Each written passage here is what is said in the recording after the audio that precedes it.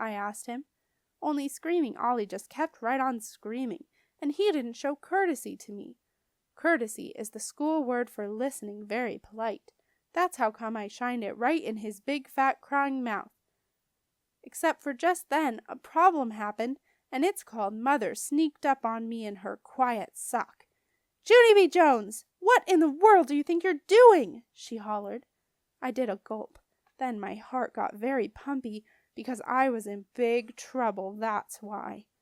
"I'm shinin'," I said real soft. "Out," she said. "Out, right now." And so that's how come I started to leave, except for then the flashlight shined on the floor, and I saw something very wonderful down there. "Hey, look, it's the pacifier!" I shouted. "I found the pacifier! It was hiding under the rocking chair." Then I hurried to pick it up, and I gave it to Mother. Her face got relief on it. "Thank goodness," she said. "Yes, thank goodness," I said back. Mother wiped the pacifier off. Then she blowed on it very hard. "Yeah, only you can't blow germs off, you know," I said, "'cause stuff that's been on the ground is very dangerous." And so then Mother gave me the pacifier, and I washed it off with soap and water. And guess what? Then I put it right in Ollie's mouth, and he stopped crying. Mother looked proud of me. "Where did you get so smart?" she asked. "At school, that's where," I said. Then all of a sudden my eyes got big and wide, 'cause a very great idea popped right inside my head. "Hey, I thought of it!" I hollered. "I thought of what I can be for job day!" Then I jumped up and down, and I run down the hall.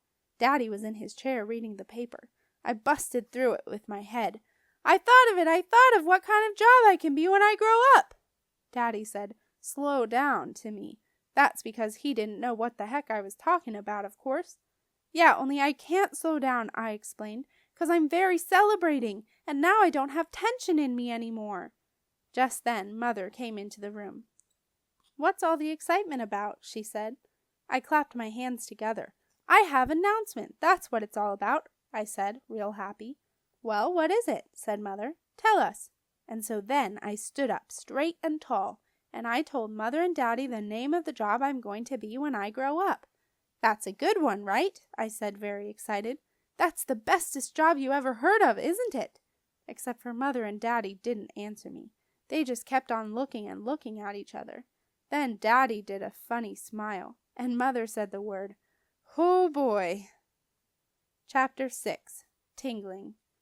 I couldn't sleep for the whole weekend. That's because I had tingling excitement in me about job day, and my brain wouldn't settle down. And so on Monday I zoomed to the bus stop very fast. "Look, Mr. Wu," I said to my bus driver. "Look what I'm wearing today." Then I opened my jacket and I showed him my job clothes. "See? It's nice pants and dangling keys and a paintbrush," I said, "except for I can't tell you what I am 'cause it's my special secret." Then I plopped down into my seat, and me and Mr. Wu drove to the next corner. That's where my bestest friend Grace got on. She was wearing Mickey Mouse ears and a dress with red and white polka dotties on it. "Grace," I said, very smiling, "you look very beautiful in that dotty thing." "I know it," she said. "That's because I changed my mind about who I'm going to be when I grow up. Now I'm going to be Minnie instead of Mickey." Then I stopped smiling, and my stomach felt very sickish inside again, 'cause that meant Minnie Mouse was a fake too. "Disneyland is a fib," I said. After that the bus stopped again, and William got on.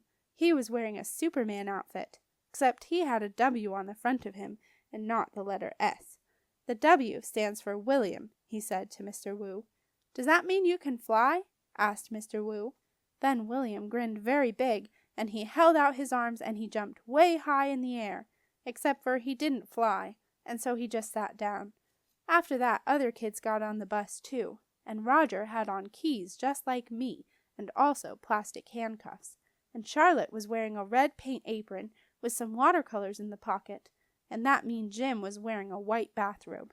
"Hey, I've got a bathrobe just like that, Jim," I said, very friendly. "It's not a bathrobe, dummy," he said.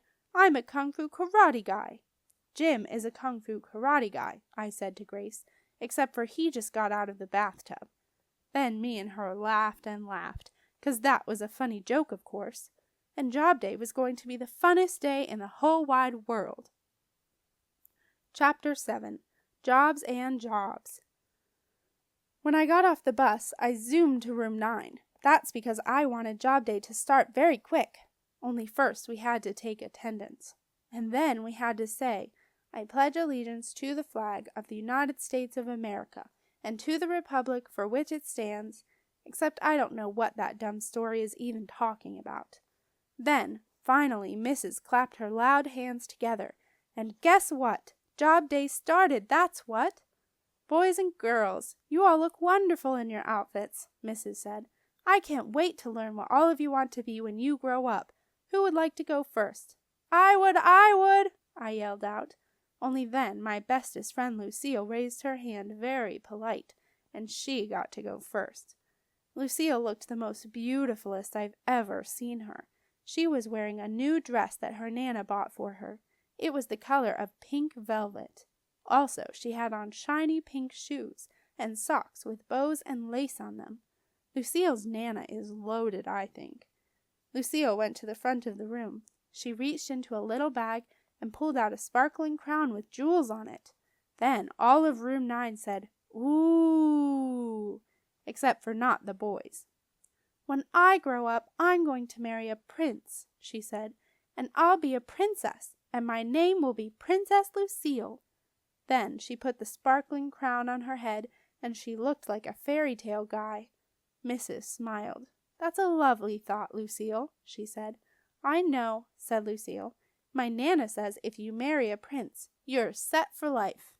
After that, Lucille said her dress costed 85, and her shoes costed 45, and her lacy socks costed 6.50 plus tax. Then Mrs. told Lucille to sit down. Ricardo went next. He was wearing a round yellow hat. It was the kind of hat you can bang on. "This is called a hard hat," he said. "You have to wear it when you're building tall buildings, or else somebody might drop a hammer from way up high, and it could hit you on the head and kill you." Mrs. smiled. "So you're interested in construction, right, Ricardo?" she asked. But Ricardo just kept on talking about other stuff that could fall on your head and kill you, like a paint can, and an electric drill, and a lunchbox. Then Mrs. said sit down to him, too. That's when William raised his hand, only he was being very bashful, and he wouldn't go to the front of the room. "You don't have to be nervous, William," said Mrs. "Just tell us what you want to be when you grow up." William covered his face with his hands. "Super William," he said, very quiet. Then he got out of his seat, and he jumped way high in the air, only his cape got tangled up in his chair, and he crashed into the table. After that, Super William got very sniffling, and Mrs. said we would get back to him later. Then lots of other kids talked about their jobs, like a boy named Clifton is going to be a rich and famous astronaut, and a girl named Lily is going to be a rich and famous movie star, and also she wants to direct, and a boy named Ham is going to be a rich and famous boss of a big company, and he taught us how to say the word, "You're fired." And here's the bestest one of all, 'cause a boy named Jamal Hall is going to be the rich and famous president of the whole United States. "Cool," said Ricardo. Then the other boys said cool, too. I did a secret smile. Yeah, only not as cool as my job, I thought to just myself. Then I raised my hand very polite, and Mrs. called my name.